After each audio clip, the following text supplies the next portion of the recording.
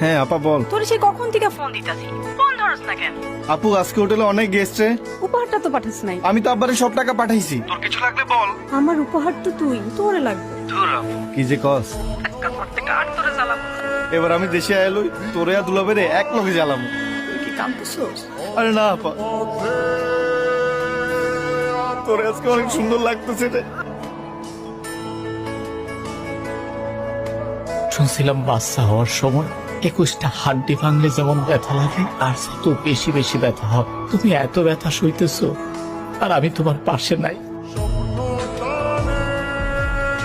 বন্ধু, আমার তো ছুটি কনফার্ম হয়ে গেছে। কবে যাইতেছিস? পরশু দিনে চলে যাবো। যা রে যা, ঘুরে আয়। ঠিক আছে, থাক তাইলে। আমি বোধহয় সে অবাক ছিলাম যে চাইলেও বাড়ি যেতে পারে না। আম্মা কাগজপত্র সব জমা দিয়ে দিছে, আকামাটা পাইলেই এবার চলে আসবে।